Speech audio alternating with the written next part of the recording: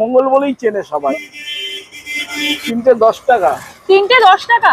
মঙ্গল কাকা আর কাকিমা মিলে পরোটা বিক্রি করছেন, একদম সেকা সেকা পরোটা, আর একদম নিরামিষ ঘুগনি দিয়ে সার্ভ করছেন। এর মটর রয়েছে, কালকে দেশি ছোলা করব, তারপর দিন সোয়াবিন করব, তারপরে ছোলার ডাল করি, তারপর কাবলি ছোলা করি। আরে বাবা রে, লম্বা চড়া লিস্ট বলে যাচ্ছে কাকা।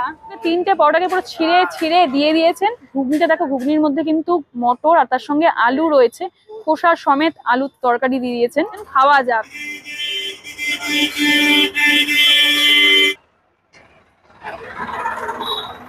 মাত্র 10 টাকায় তোমরা 3 পিস পরোটা পাচ্ছ।